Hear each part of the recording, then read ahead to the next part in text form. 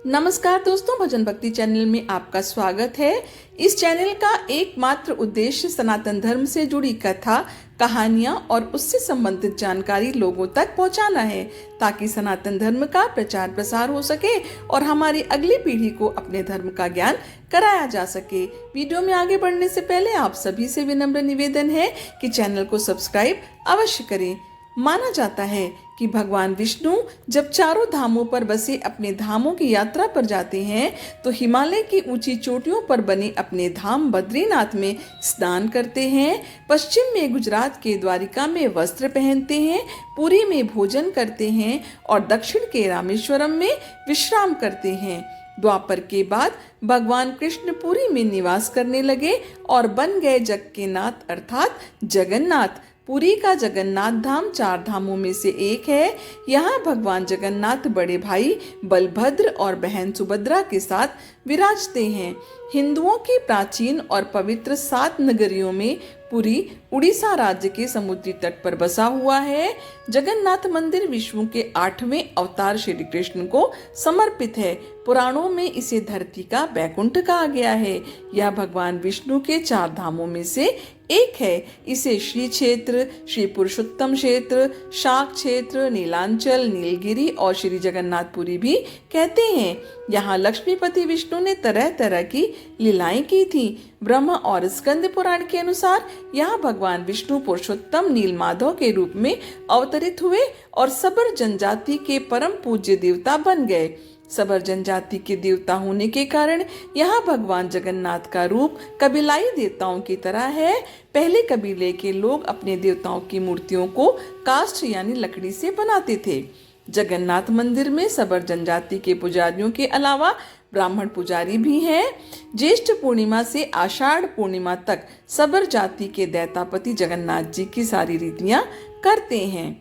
पुराण के अनुसार नीलगिरी में पुरुषोत्तम हरि की पूजा की जाती है। पुरुषोत्तम हरि को यहाँ भगवान राम का रूप माना गया है। सबसे प्राचीन मत्स्य पुराण में लिखा है कि पुरुषोत्तम क्षेत्र की देवी विमला हैं और यहाँ उनकी पूजा होती है।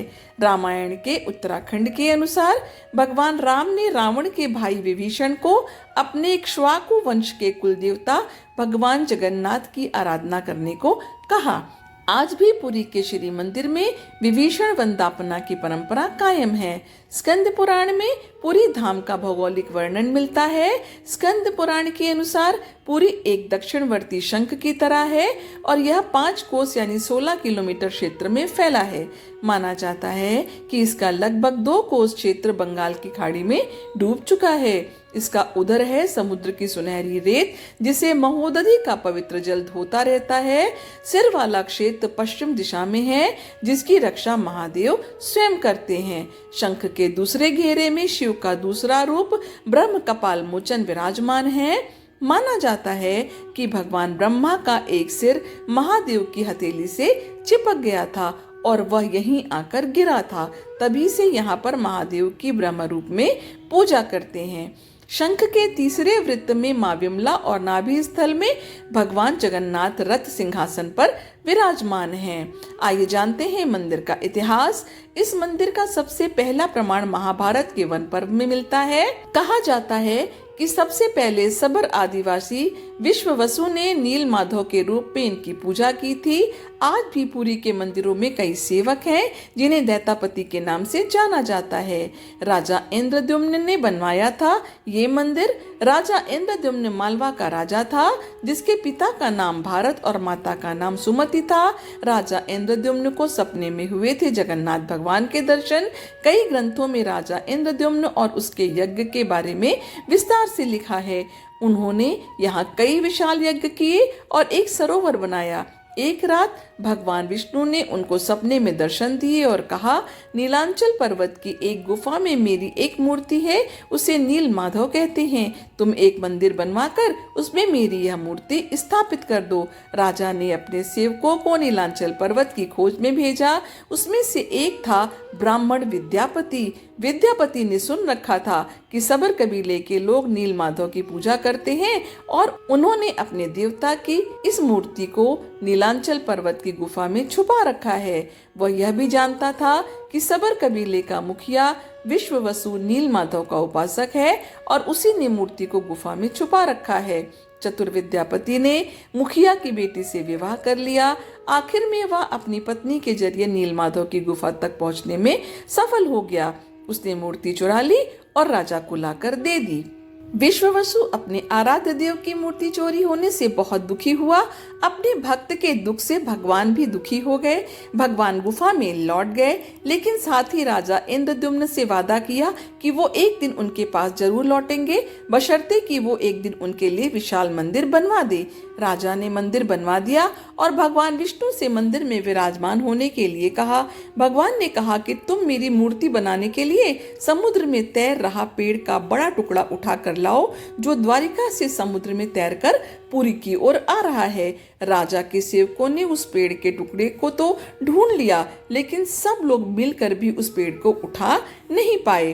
तब राजा को समझ आ गया कि नीलमाधव के अनन्य भक्त सबर कबीले के मुखिया विश्ववसु की ही सहायता लेनी पड़ेगी। सब उस वक्त हैरान रह गए जब विश्ववसु भारी भरकम लकड़ी को उठाकर मंदिर तक ले आए।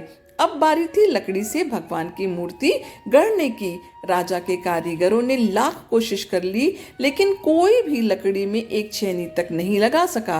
तब तीनों लोक के कुशल कारीगर भगवान विश्वकर्मा एक बूढ़े व्यक्ति का रूप धरकर आए। उन्होंने राजा को कहा कि वे नीलमाधव की मूर्ति बना सकते हैं, लेकिन साथ ही उन्होंने अपनी एक शर्त भी रख दी कि वे 21 दिन में मूर्ति बनाएंगे और अकेले में बनाएंगे। कोई भी उनको मूर्ति बनाते हुए नहीं देख सकता है। राजा ने उनकी ये शर्त मान ली। कई दिनों तक लोगों को आरी, छेनी, हथौड़ी की आवाजें आती रहीं। एक दिन राजा इंद्रद्युम्न की रानी गुंडीचा अपने आप को रोक नहीं पाई और उस स्थान के पास गई जहां मूर्ति का निर्माण किया जा रहा था। परंतु जब वो वहां पहुंची तो उसे कोई आवाज सुनाई नहीं दी। वह घबरा गई और उसे लगा कि बूढ़ा कारीगर मर गया है। उसने राजा को इसकी सूचना दी। अंदर से कोई आवाज सुनाई नहीं दे रही थी, तो राजा को भी ऐसा ही लगा। सभी शर्तों और चेतावनियों को दरकिनार करते हुए राजा ने कमरे का दरवाजा खोलने का आदेश दे दिया। लेकिन जैसे ही कमरा खोला गया तो बूढ़ा व्यक्ति गायब था और उसमें 3 अधूरी मूर्तियां पड़ी मिली। भगवान नीलमाधव और उनके भाई के छोटे छोटे हाथ बने थे, लेकिन उनकी टांगे नहीं, जबकि सुभद्रा के हाथ पांव बनाए ही नहीं गए थे। राजा ने इसे भगवान की इच्छा मानकर इन्हीं अधूरी मूर्तियों को स्थापित कर दिया। तब से लेकर आज तक तीनों भाई बहन इसी रूप में विद्यमान हैं। वर्तमान में जो मंदिर है वह 7वीं सदी में बनवाया था। हालांकि इस मंदिर का निर्माण ईसा पूर्व 2 में भी हुआ था। यहाँ स्थित मंदिर 3 बार टूट चुका है। 1174 ईस्वी में उड़ीसा शासक अनंग भीमदेव ने इसका जीर्णोद्धार कराया था। मुख्य मंदिर के आसपास लगभग 30 छोटे बड़े मंदिर स्थापित हैं। आशा करती हूँ ये जानकारी आपको पसंद आई होगी। यदि जानकारी जरा भी पसंद आई है तो वीडियो को लाइक करिए, इसे अपनी फैमिली और फ्रेंड के साथ शेयर भी करिए। भगवान जगन्नाथ की कृपा आपके ऊपर हमेशा बनी रहे। आपका दिन शुभ हो। धन्यवाद।